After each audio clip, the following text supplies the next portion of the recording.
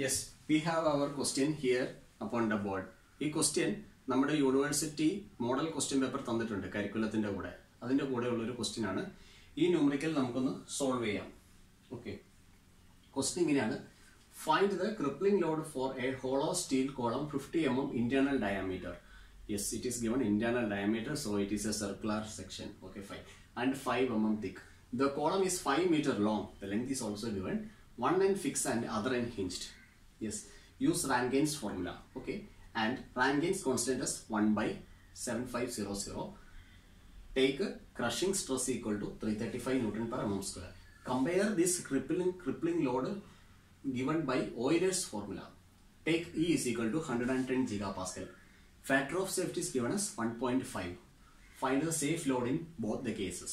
രണ്ട് കേസിലെയും safe load കണ്ടുപിടിക്കണം. അപ്പോൾ ക്വസ്റ്റ്യൻ ഇങ്ങനെ ഞാൻ പറയാം.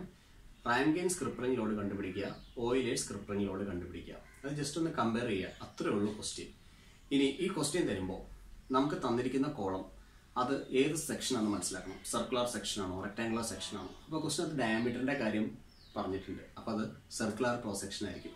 ഓക്കെ, ഇനി നമുക്ക് കാര്യങ്ങളിലേക്ക് പോകാം. ഇത് ഹോളോ സെക്ഷനാണെന്ന് പറഞ്ഞിട്ടുണ്ട്. തന്നിരിക്കുന്ന കാര്യങ്ങൾ എടുത്ത് എഴുതുക. Given data inner dia 50 mm, thickness തന്നിട്ടുണ്ട്. തിക്നെസ് 5 mm ആണ്. ഇന്നർ ഡയ അറിയാം, തിക്നെസ് അറിയാം. therefore ഔട്ടർ ഡയ എന്തായിരിക്കും? di + 2t 60 mm ആയിരിക്കും. ഓക്കെ, നൗ ക്രഷിംഗ് സ്ട്രെസ് തന്നിട്ടുണ്ട് 335 Newton per mm square. Factor of safety 1.5, length 5 meter 5000 mm അത്രയും തന്നിട്ടുണ്ട്. ഇലാസ്റ്റിസിറ്റി 110 gigapascal ആണ്. 110 × 10⁹ pascal. 1 pascal is 1 Newton per meter square.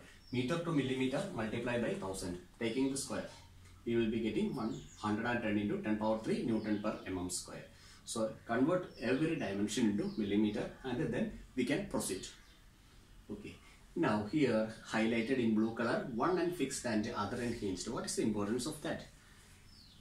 Look at here, one end fixed and other end hinged. We have 4 conditions. Anyway, we need to study the derivation for the first case. But it is essential to study this tabular column by heart because the question is called one end fixed and other end hinged. For one end fixed and other end hinged, equation for Euler's load 2 pi square EI by L square, or in terms of effective length pi square EI by LE square. From here we can take the effective length LE is equal to L by √2. So first of all, understand one thing. This is the most important thing that we have to understand from the question. One end fixed and other end hinged. LE is equal to L by √2, that is 3536 mm. So this is hidden in the question. Say given data that is hidden in the question. Now we can directly go to Euler's buckling load as well as the Rankine's crippling load. Since it is a section having circular cross section, first of all, we can find out the area moment of inertia. Area moment of inertia for a circular section is pi by 64 d raised to 4. Since it is a hollow section, we can take I is equal to pi by 64 d naught raised to 4 minus di raised to 4. ആദ്യം നിങ്ങൾ bracket solve ചെയ്യുക. അതിനുശേഷം pi വെച്ച് multiply ചെയ്യുക, 64 വെച്ച് divide ചെയ്യുക. അപ്പോൾ നിങ്ങളുടെ ആൻസർ വരിക pi by 64 60 power 4 minus 50 raised to 4. That is 329,209.375 mm raised to 4. നമുക്ക് അതിന്റെ ഏരിയയും കൂടെ കണ്ടുപിടിച്ച് വെക്കാം. ആദ്യം ഇതൊക്കെ കണ്ടുപിടിച്ച് വെക്കാം. Area is equal to pi by 4 d naught square minus di square. അപ്പോൾ ഏരിയ വരിക pi by 4 60 square minus 50 square.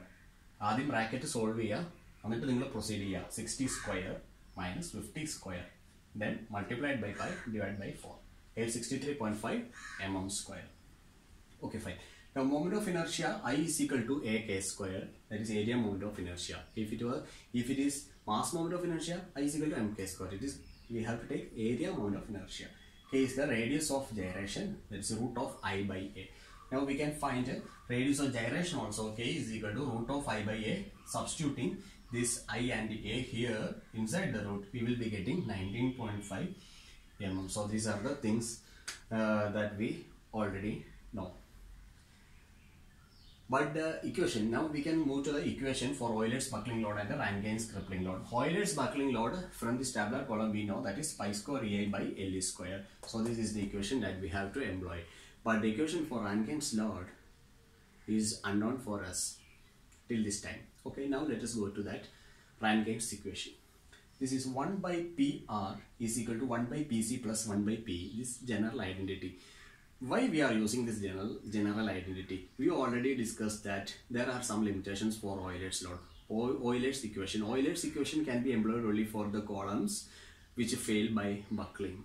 So it is not applicable for the short columns and strut. For short columns and struts, we need to consider the crushing load also. So 1 by Rankine load equal to 1 by crushing load plus 1 by Euler's load.